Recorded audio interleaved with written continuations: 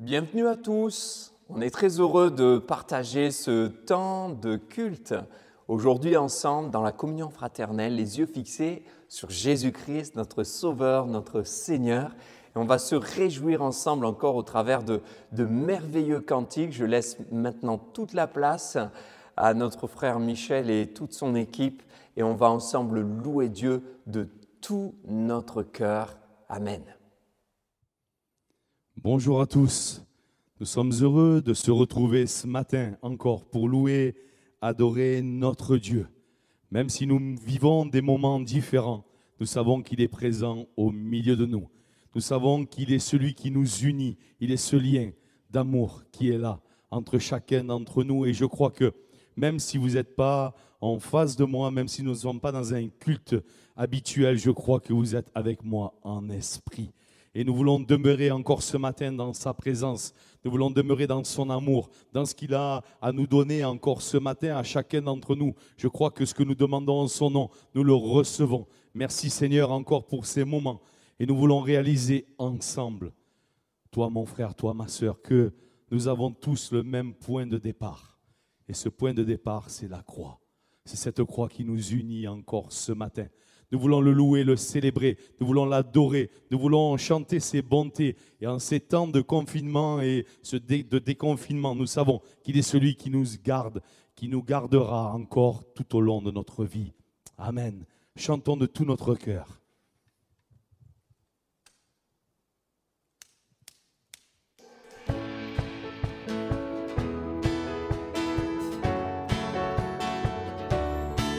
Nous voulons le louer, nous voulons l'adorer, nous voulons le célébrer ce matin ensemble.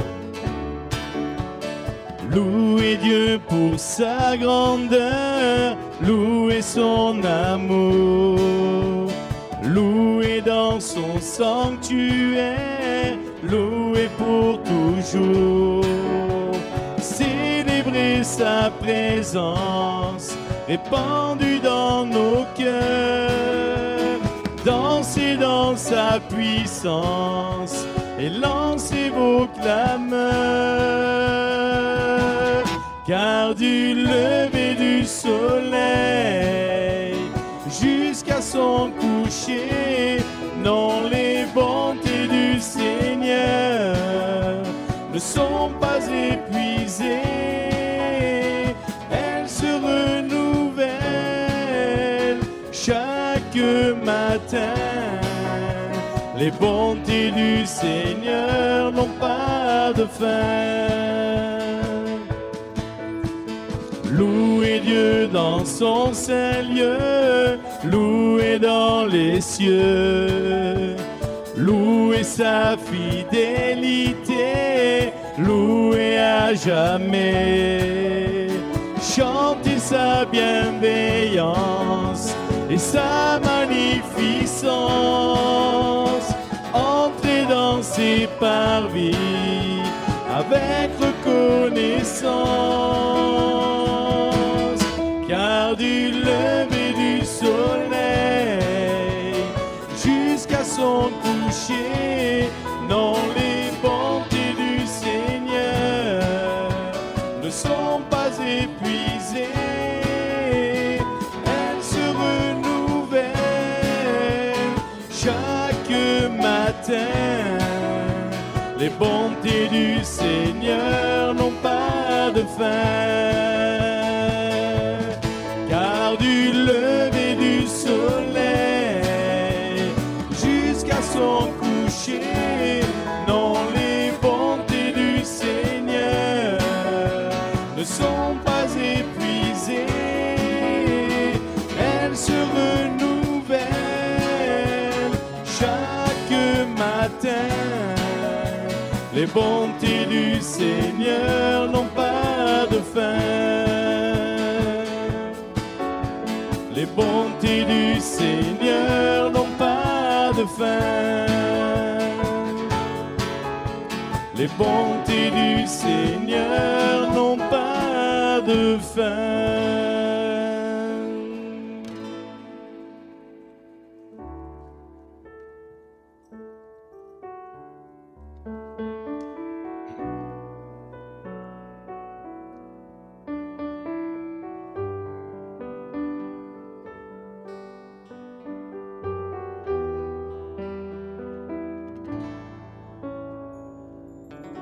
viens dans ta présence, Seigneur de l'univers.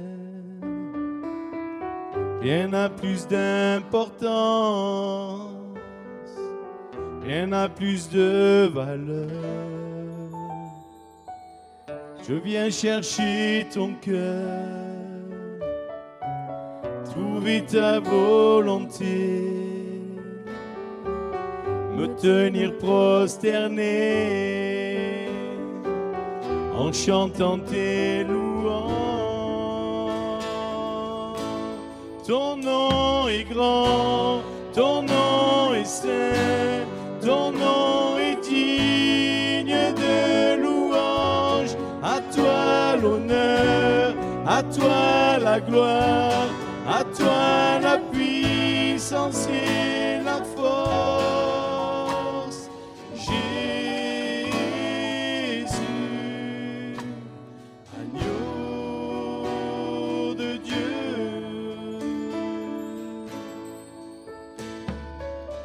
je viens dans ta présence, déposer mes fardeaux, tout ce qui me retient de m'approcher de toi. Tu es mon bouclier, mon abri, mon seul bien. Vers toi, Seigneur, mon Dieu, je veux lever les mains. Ton nom est grand, ton nom est saint, ton nom est digne de louange. À toi l'honneur, à toi la gloire, à toi la puissance et la force. Ton nom est grand, ton nom est saint, ton nom est digne de louange. À toi l'honneur, à toi la gloire, à toi la puissance et la force. Jésus, agneau de Dieu.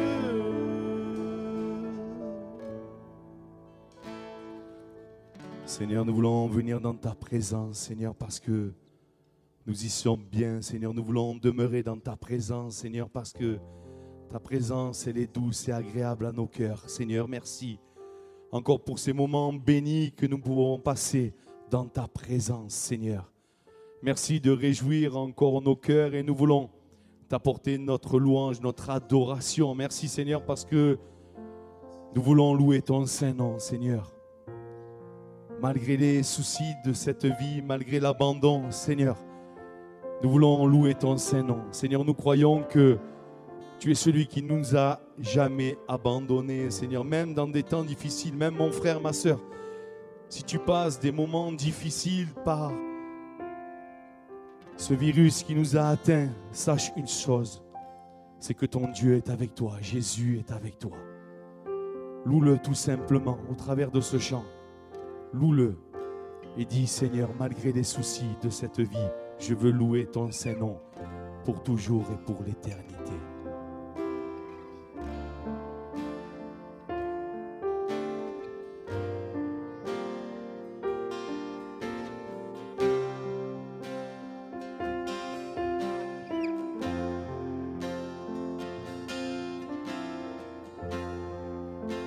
Je louerai ton saint nom.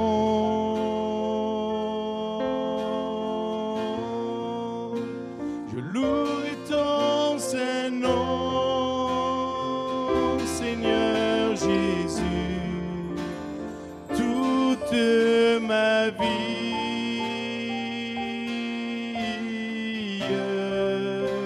Je louerai ton saint nom. Je louerai ton saint nom.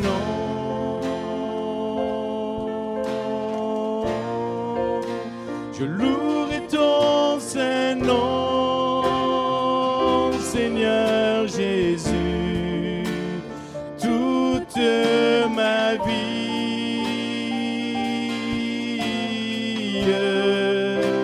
Je louerai ton saint nom. Oh, malgré les soucis de cette vie, malgré la tristesse et l'abandon, toute ma vie,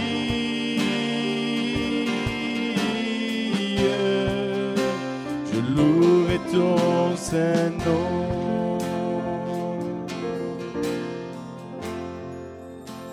Je louerai ton saint nom.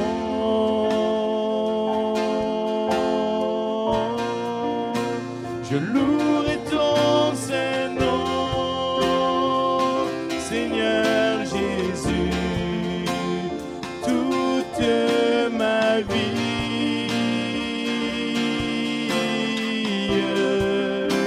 Je louerai ton saint nom.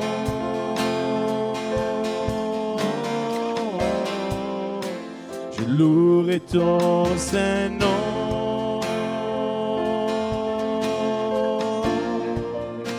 Je louerai ton saint nom, Seigneur Jésus, toute ma vie.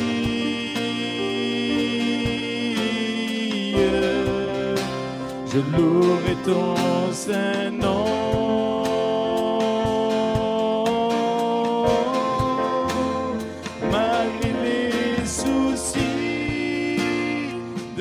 Cette vie, malgré la tristesse et l'abandon, toute ma vie, je louerai ton saint nom.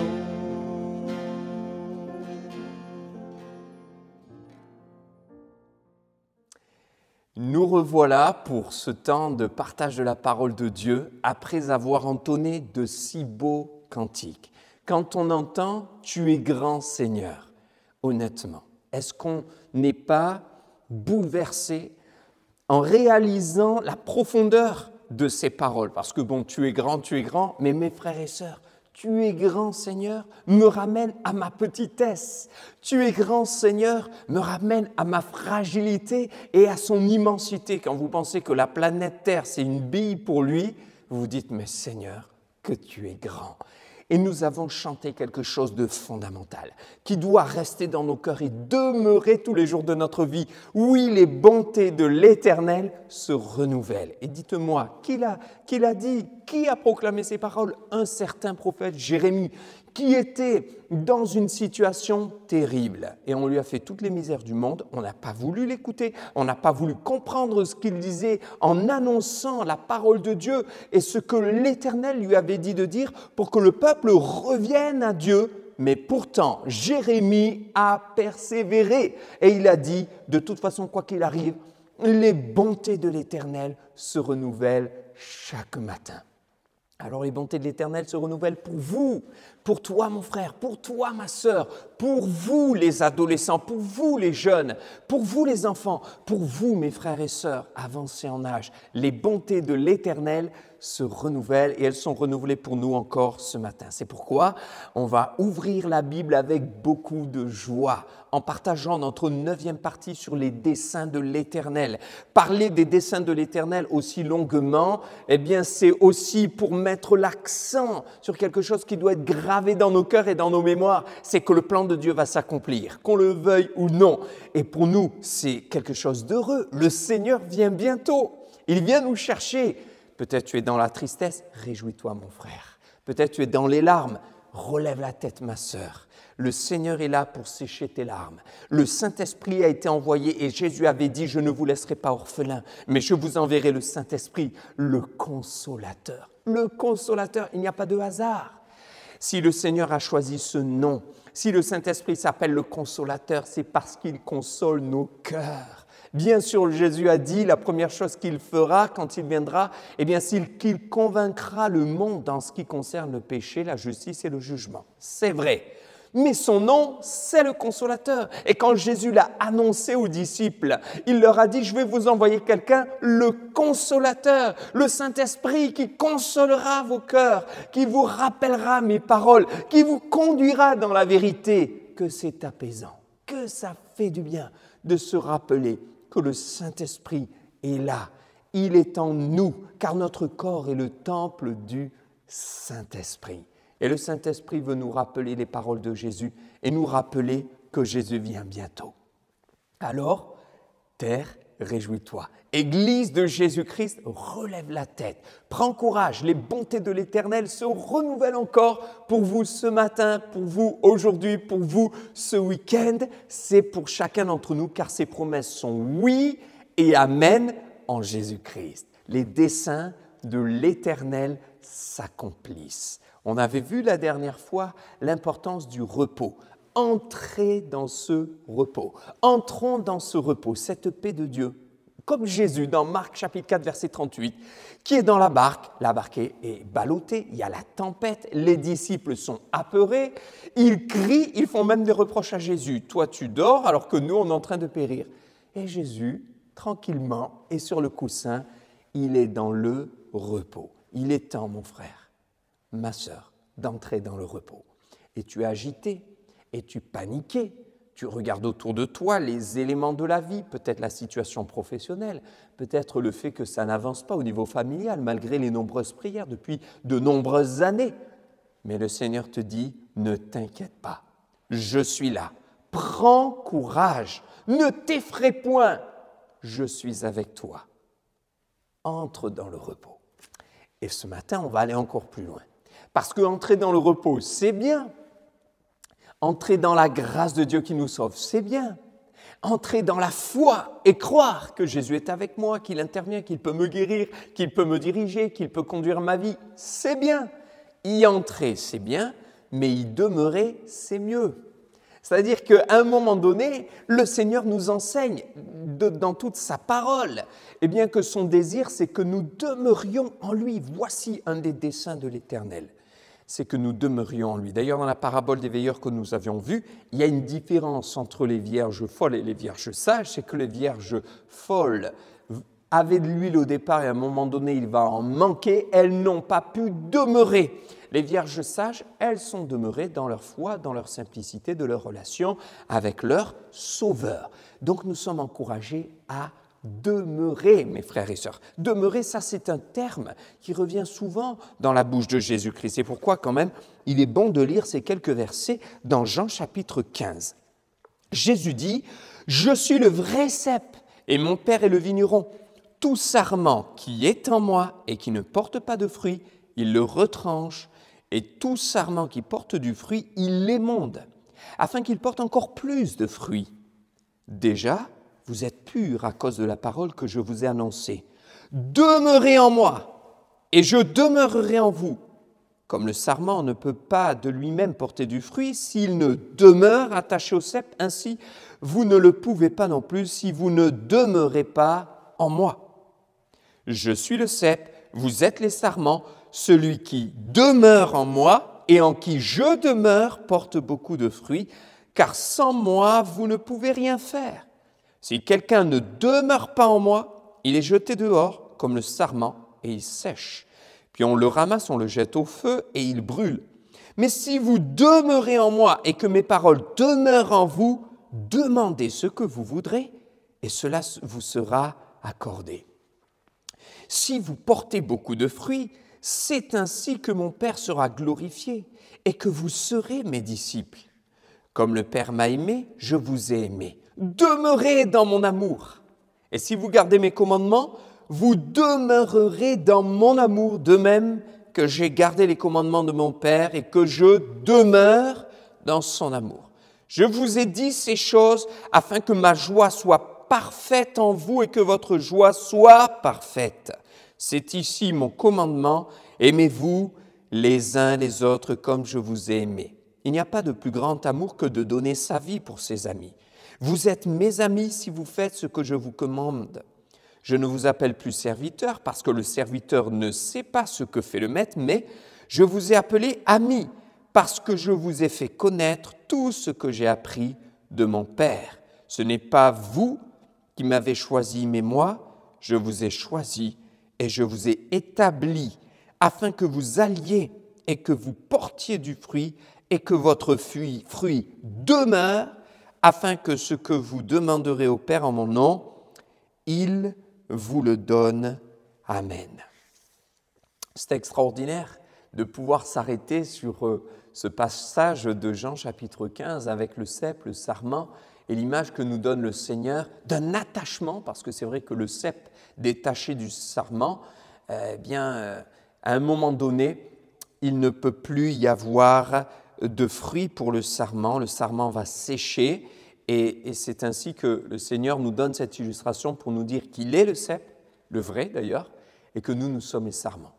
Et nous sommes appelés à quoi? À être attachés à lui pour porter du fruit, attachés à lui pour vivre, attachés à lui pour survivre, attachés à lui pour continuer à laisser couler la sève et que la vie soit intacte en nous, le Saint-Esprit. Mais pour cela, il faut demeurer, être attaché. Le Seigneur dit « demeurez en moi ». Donc, voyez, j'ai donné ce titre « Demeurer dans le Seigneur » parce qu'on a 7 points qu'on va voir maintenant un petit peu plus rapidement après cette introduction et qui nous parlent de ce que représente demeurer dans le Seigneur. Demeurer dans le Seigneur, c'est demeurer dans la grâce, premièrement.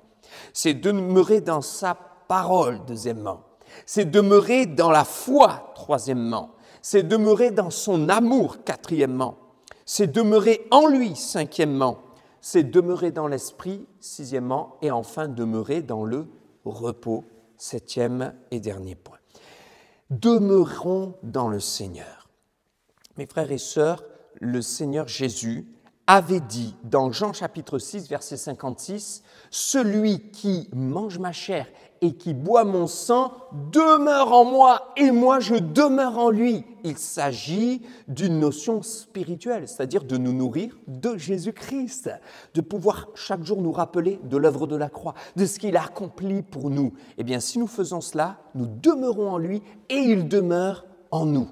On va revoir ce point de lien étroit, de lien profond, qui n'est pas que dans un sens, mais il y a un lien de réciprocité.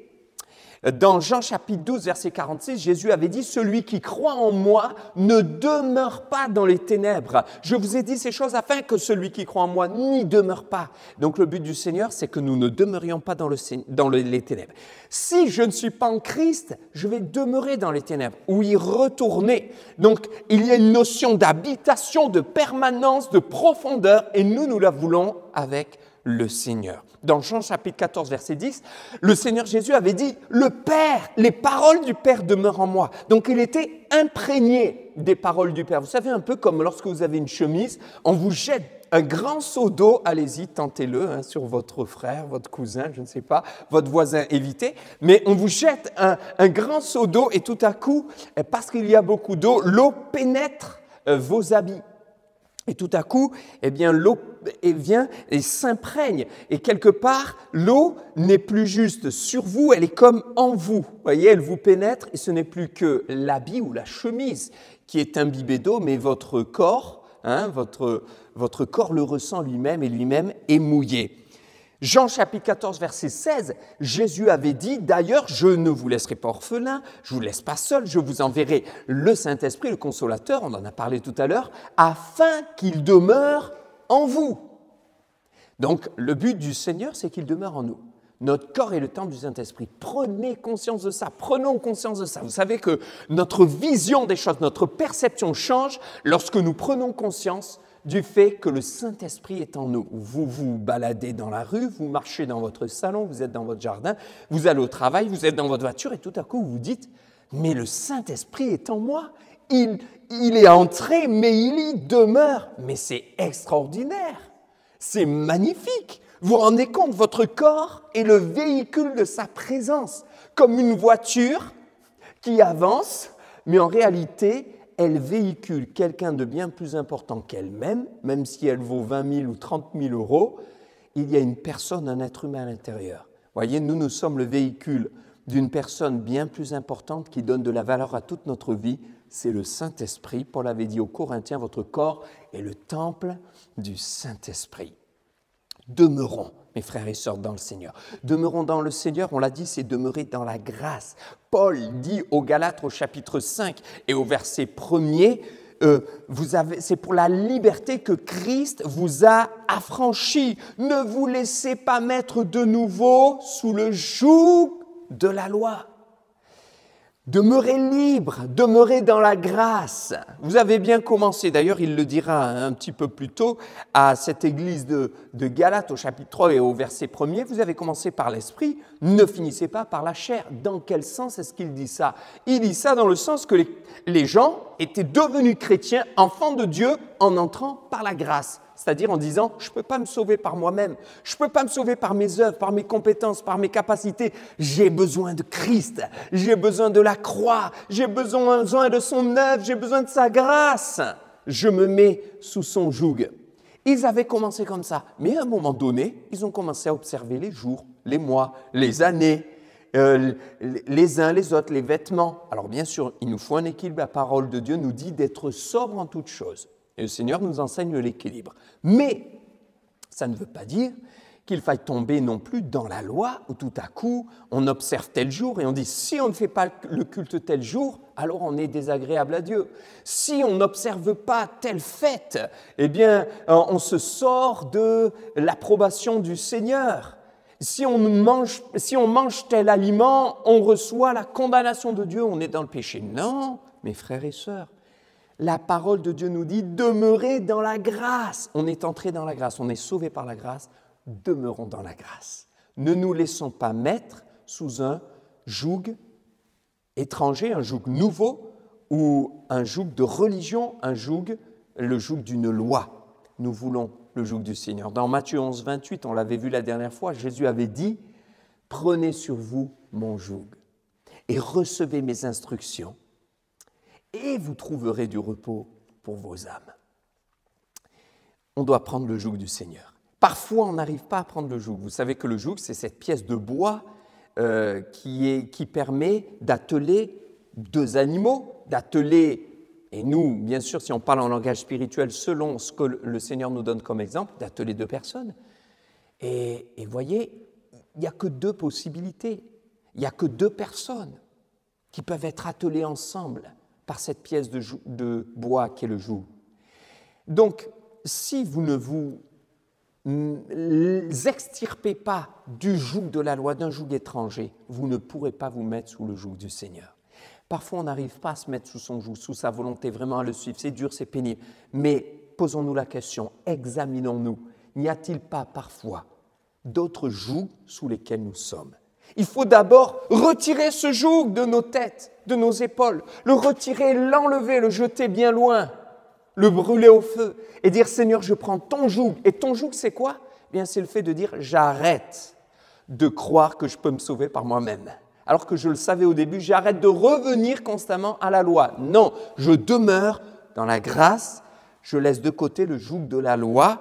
Paul dit aux Colossiens, chapitre 2, verset 21, vous observez, aux Galates, il le dit, chapitre 5, oui, effectivement, un petit peu plus loin, dans le passage que nous avons lu tout à l'heure, verset 10, vous observez les jours, les mois, les années, voyez, pour essayer de plaire à Dieu, le joug de la loi. Et aux Colossiens, au chapitre 2 et au verset 21, il dira de la même chose, de la même manière, et vous qui dites ne touche pas, ne goûte pas, ne mange pas, vous retournez à la loi.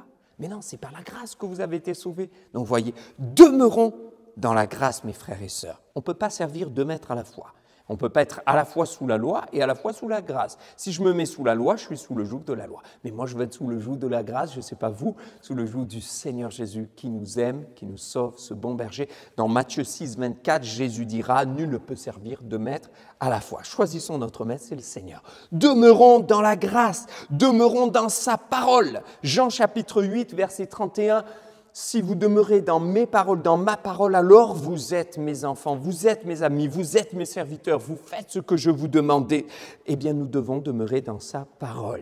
Luc chapitre 4, c'est l'exemple de Jésus-Christ. C'est bien sûr notre modèle, c'est l'exemple parfait. Jésus-Christ a affronté Satan. Et il a vaincu Satan comment? En lui mettant au nez ça, la parole de Dieu. En lui dictant la vraie parole de Dieu, l'authentique parole de Dieu. Il est écrit. Le Seigneur lui-même, qui était la parole faite chair, aurait très bien pu dire « Moi, je vais m'en sortir sans la parole. » Mais voyez, il a utilisé la parole, il s'est appuyé sur la parole, il est demeuré dans la parole. Et il a demeuré dans la parole. Mais vous savez, pour demeurer dans la parole, il faut la lire. Alors je sais que les rythmes des uns et des autres sont différents.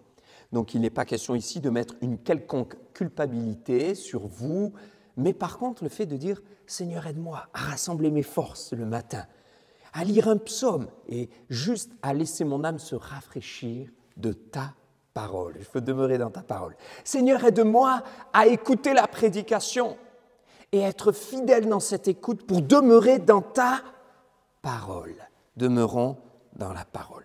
Troisièmement, demeurons dans la foi. Jean chapitre 15 et verset 7. On l'a lu tout à l'heure et je vous le répète. Si vous demeurez en moi et que mes paroles demeurent en vous, demandez ce que vous voudrez, cela vous sera accordé. Beaucoup de gens prient et disent même, moi je vais prier et je vais demander ce que je veux, le Seigneur va me le donner. Et le Seigneur ne donne pas. Pourquoi le Seigneur ne donne pas? Parce que le Seigneur donne à quelqu'un qui demeure en lui, qui est attaché à lui. Pour que ma prière soit inspirée, guidée, dirigée par le Saint-Esprit, il faut que je sois en communion avec le Seigneur. Parce qu'en communion avec le Seigneur, qu'est-ce qui va se passer? Le Saint-Esprit va venir me dire « Hé, quelle prière tu veux faire là ?» Et là, je vais me rendre compte que ma prière était peut-être un peu charnelle. Et le Saint-Esprit va m'éclairer et il va changer le cours de ma prière. Du coup, ce que je vais demander sera en accord avec le Père. Et qu'est-ce qui se passe? Je vais prier et demeurer dans la foi, parce que je pourrai vérifier que ce que je demande, je l'obtiens, parce que je ne demande pas d'une manière charnelle, je ne demande pas d'une manière intéressée, je ne demande pas d'une manière égoïste. L'apôtre Jacques dira, vous demandez et vous ne recevez pas parce que vous demandez mal. Alors il ne parlait pas de la formulation théologique des choses, mais il parlait du cœur. Et c'est pourquoi il rajoutera derrière, vous demandez pour satisfaire vos besoins en vue de votre plaisir personnel. Mais lorsque le cœur est attaché au Seigneur, c'est le Saint-Esprit qui domine et qui dirige donc mes prières. Et elles sont spirituelles, elles ne sont plus égoïstes, égocentriques, centrées sur nous ou charnelles, mais elles sont bel et bien dans la volonté de Dieu. Demeurons dans la foi, parce que quand elles sont dans la volonté de Dieu, on se rend compte que Dieu ne nous abandonne pas. Dieu ne nous laisse pas, Dieu ne nous déçoit pas. Il reste ce Dieu qui bénit, il reste ce Dieu qui renouvelle, il reste ce Dieu qui rafraîchit, il reste ce Dieu qui restaure, il reste ce Dieu qui guérit, ce Dieu qui n'a pas changé. Demeurons dans son amour. Jean 15, 9, Jésus dit, « Je ne vous appelle plus serviteur parce que le serviteur ne sait pas ce que fait son maître, je vous appelle mes amis. Et comme le Père m'a aimé, je vous ai aussi aimé, demeurez dans mon amour. » C'est merveilleux. Mais le Seigneur n'est pas en train de dire « demeurez dans l'amour ». Il dit « demeurez dans mon amour ». L'amour de Dieu n'est pas l'amour humain, c'est un amour parfait, c'est un amour pur, c'est un amour sans faille. Et si vous voulez bien connaître ou vous rappeler ce qu'est l'amour de Dieu, retournez dans 1 Corinthiens chapitre 13, où il nous est dit que l'amour n'est pas envieux. L'amour supporte tout, l'amour est patient, l'amour ne s'irrite pas, l'amour ne fait rien de malhonnête, l'amour ne soupçonne pas le mal, etc.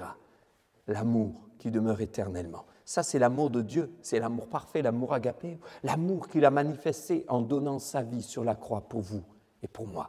L'amour de Dieu qui le pousse à agir et à œuvrer alors que je ne le mérite pas et que nous ne le méritons pas. L'amour de Dieu qui fait que Jésus vient et il viendra pour nous chercher afin que nous soyons avec lui pour toujours et que nous régnions pour l'éternité dans la gloire. Demeurons dans son amour, l'amour pur. L'amour qui n'est pas calculateur. L'amour qui me permet de dire les yeux dans les yeux avec vérité à mon frère, à ma sœur, je t'aime de l'amour du Seigneur. Je suis là pour toi. Je t'écouterai, je prierai pour toi. L'amour de Dieu désintéressé. Demeurez et demeurons en lui. Le 5e point, Jean chapitre 15, verset 4. Demeurez en moi et je demeurerai en vous, c'est ce que je disais tout à l'heure. Il y a un lien de réciprocité, mais c'est exceptionnel. Vous voyez, d'habitude, quand vous parlez de quelqu'un, vous dites « je suis avec lui ». J'étais avec elle, avec. Mais vous ne dites pas « tiens, c'est mon ami, je suis en lui ». Mais être en lui et lui en nous, double dimension. Premièrement, réciprocité. Si je suis en lui, il dit que lui demeure en nous. Ça veut dire qu'il y a un lien étroit. Ça veut dire qu'il y a un échange. D'ailleurs, la prière n'est pas un monologue, mais un dialogue. Je parle et je reçois parce que j'écoute et qu'il me parle. Il y a un inter-échange, une réciprocité.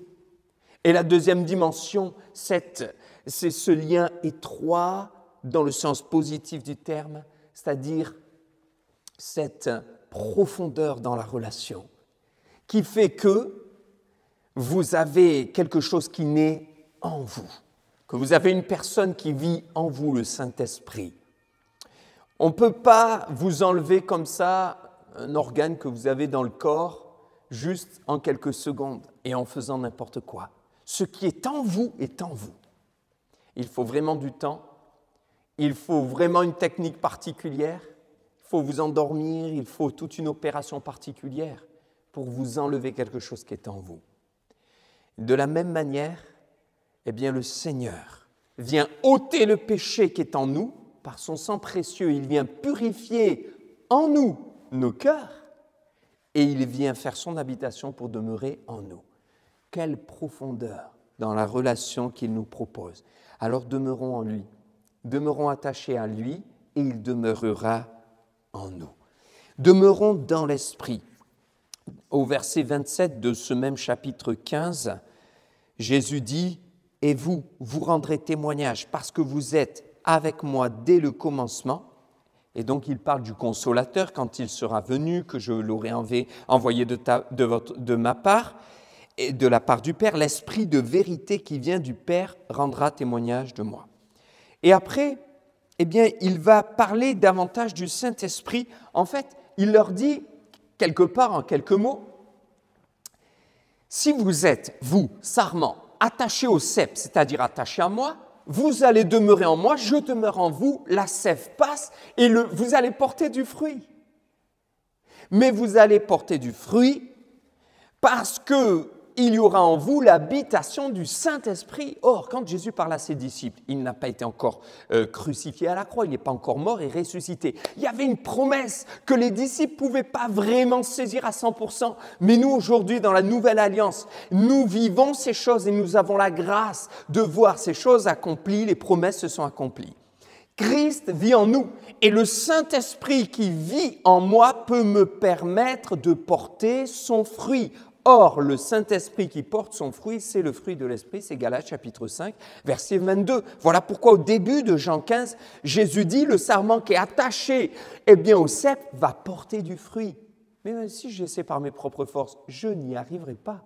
J'ai besoin d'être attaché au Seigneur. Le Saint-Esprit ensuite fait son œuvre en moi et je porte le fruit de l'Esprit. Et le fruit de l'Esprit, Galates 5, 22, vous connaissez, c'est l'amour, c'est la joie, c'est la paix, c'est la patience, c'est la bienveillance, c'est la foi, c'est la douceur, c'est la fidélité, c'est la maîtrise de soi, le fruit de l'Esprit. La conséquence du Saint-Esprit en nous, ça c'est si je demeure en lui. Demeurons dans l'Esprit, mes frères et sœurs. Demeurons dépendants du Saint-Esprit. Demeurons sous la puissance du Saint-Esprit. Et puis demeurons dans le repos, c'est le dernier point. Est-ce que vous connaissez quelqu'un qui ne sait pas s'asseoir? Il y a des gens qui ont une grande qualité, hein? C'est sûr, ils sont extrêmement serviables. Et c'est une grande qualité, je ne voudrais pas que quelqu'un se méprenne par rapport à ce que je vais dire. Cependant, vous savez, vous arrivez chez vos parents et ils vous disent « assieds-toi ». Repose-toi. Vous entrez dans le repos. Alors, je fais une petite illustration. Je vais prendre une chaise. Vous entrez dans le repos. Je prends ce tabouret. C'est bien. Ah, que ça fait du bien. Vous vous reposez. Ça fait du bien. Et tout à coup, ce n'est plus vous qui faites des efforts. Quelque part, c'est la chaise qui fait des efforts pour vous porter et vous supporter. Voilà. Maintenant, je me relève. Et le problème, en me relevant, c'est que je ne suis plus assis. Alors, je sais que, bien sûr, certains vont dire « Oui, mais il faut travailler, il faut se lever un peu. La Bible dit aussi « Lève-toi ». Mais je prends cette image dans le salut, dans la grâce, dans le repos, où à un moment donné, je suis entré, mais je dois demeurer. Et parfois, vous voyez, on s'assoit, on se positionne dans la foi, mais on a du mal à rester. On veut revenir aux œuvres, on veut revenir à des choses anciennes. La chair, parfois, refait un peu surface. Et le Seigneur dit « Demeurez dans le repos ». Et parfois, je donnais cette illustration, j'y reviens, il y a des gens, eh bien, ils s'assoient, ils profitent enfin parce qu'on les oblige. Les parents ont dit « Maintenant, tu t'assois, tu es chez moi, tu t'assois, tu te reposes ». Sauf que 3 minutes après, ça gigote et on a envie de se relever. Et ce qu'il y a de plus difficile parfois, c'est de demeurer dans le repos. Et vous savez, eh bien Dieu pourrait, comme un père, parfois nous dire la même chose, en disant « Mais je suis ton père, j'ai tout accompli pour toi en Jésus-Christ à la croix. Je t'ai dit, entre dans mon repos, tu es entré, tu t'es assis. Mais je te dis maintenant, demeure dans mon repos et tu commences à te relever. Mais reste assis, reste tranquille, à la table, pour bénéficier de ce moment de joie, de partage, de repas. Qu'est-ce que vous pensez des gens qui se lèvent toutes les 3 secondes à table ? C'est un peu fatigant, hein, je ne sais pas ce que vous en pensez.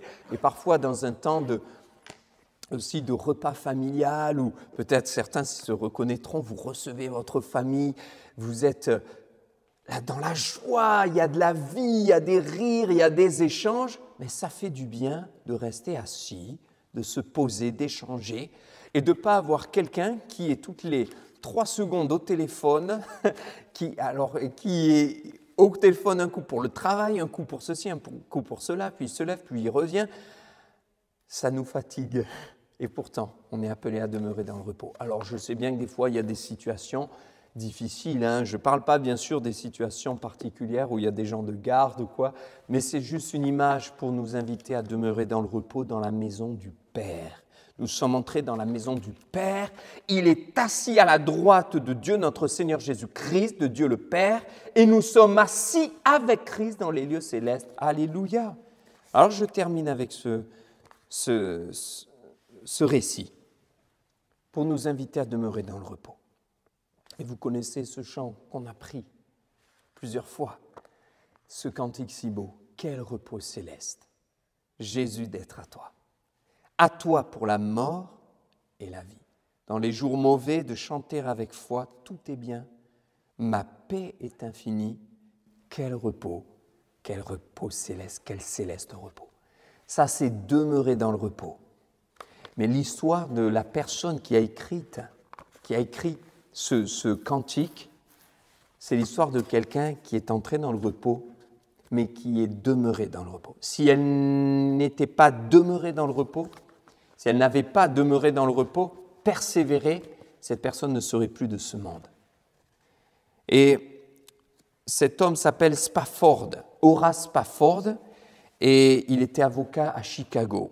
Alors, qu'est-ce qui s'est passé ? Je vais vous lire son histoire. Et c'est dans un merveilleux livre que vous pouvez aussi vous procurer, « Ainsi sont nés nos cantiques » de Gustave Isoli. Lors d'un incendie terrible qui détruisit la ville de Chicago en 1871, Horace Spafford perdit tout ce qu'il possédait. Il se remit au travail pour rétablir sa situation, tandis que sa femme et ses enfants allaient vivre chez ses parents en Europe jusqu'à ce que les circonstances permissent leur retour. Madame Spafford et les 4 enfants s'étaient embarqués sur la ville du Havre, donc en France. Le paquebot entra en collision avec un voilier et il sombra en plein océan. Dans la panique générale, Madame Spafford avait gardé tout son calme et elle avait amené ses enfants sur le pont. Là, elle s'était mise à genoux, suppliant Dieu soit de les sauver, soit de leur accorder à tous une mort paisible. En un quart d'heure, le vaisseau avait coulé. Mère et enfant avaient été précipités dans le gouffre. Elle fut recueillie, évanouie dans un canot. Elle était donc survivante. Mais les enfants avaient disparu. Ils étaient tous morts dans cette terrible tragédie. Au débarquement à Cardiff, la malheureuse femme télégraphiait à son mari « Sauvé, seul ». Il fallait vraiment la confiance de Job pour accepter avec soumission cette nouvelle épreuve. Spafford avait déjà tout perdu de ses biens, et cette fois-ci il perdait tous ses enfants. Mais il reçut la grâce de surmonter cette épreuve. Et c'est dans son affliction qu'il lui fut donné de composer le chant qui a apporté la consolation à tant d'affligés depuis des siècles. Quel repos céleste! Vous voyez que tout à coup, les paroles prennent un relief tout particulier. C'est du vécu. Quel repos, Jésus, d'être à toi pour la mort. Et lui, il l'a côtoyé de près. C'était du vécu, ses propres enfants. À toi pour la mort et la vie. Dans les jours mauvais, de chanter avec foi, tout est bien. Ma paix est infinie. Quel repos, quel céleste repos. Demeurons donc dans le repos. Demeurons donc dans le Seigneur. Amen. Que Dieu vous bénisse. Nous allons prier. Nous voulons, Seigneur, te rendre grâce et gloire. Nous voulons te remercier de tout notre cœur. Car si nous pouvons demeurer en toi et avoir cette conviction que tu demeures en nous, c'est par ta grâce, c'est toujours ta grâce. Donc aide-nous à ne pas nous sortir de cette position, de cette chaise, de ce siège que tu nous as acquis au prix de ton sang. Nous sommes assis avec Christ dans les lieux célestes. Nous voulons demeurer dans cette paix. Et quand les mouvements extérieurs, les difficultés, les tempêtes, l'orage, les vents, ou notre propre chair essaie de nous sortir de cette siège, de cette position, nous voulons refuser et nous maintenir dans ta présence, demeurer en toi, Jésus-Christ, car c'est de loin le meilleur. Merci, Seigneur, de bénir mes frères et sœurs, de les encourager et de porter un regard favorable à tous ceux qui sont agités, à tous ceux qui sont dans la peine, à tous ceux qui sont dans la peur ou dans le doute, afin qu'ils demeurent dans le Seigneur. Au nom de Jésus, Amen. Amen. Que Dieu soit béni.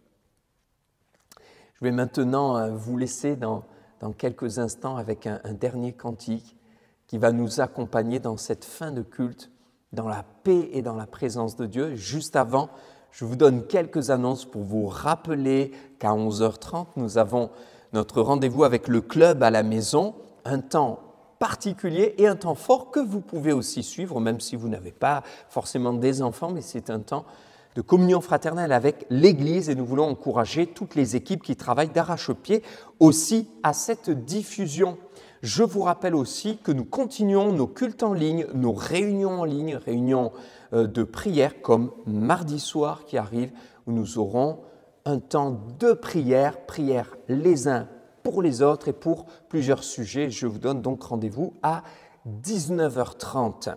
Jeudi, nous aurons aussi un partage biblique ainsi que samedi, comme chaque semaine selon notre programme. Donc, concernant la suite des événements, nous attendons des recommandations qui arriveront fin juin, début juillet. Pour l'heure, nous demeurons dans la paix. On vous informera bien sûr de la suite. Soyez en paix et que le Seigneur vous bénisse abondamment, pleinement. À bientôt.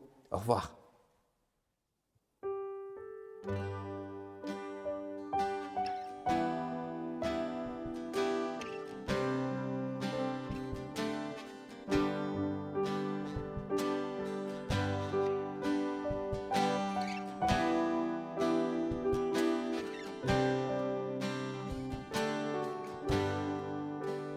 J'ai soif de ta présence divine. chef de ma foi. Dans ma faiblesse immense, que ferais-je sans toi? Chaque jour, à chaque heure, oh, j'ai besoin de toi. Viens, Jésus, et demeure auprès de moi. Pendant les jours d'orage, d'obscurité, d'effroi, quand faiblit mon courage, que ferais-je sans toi? Chaque jour, à chaque heure, oh, j'ai besoin de toi. Viens, Jésus, et demeure auprès de moi. Oh Jésus, ta présence, c'est la vie et la paix. La paix dans la souffrance et la vie à jamais. Chaque jour, à chaque heure, oh Jésus,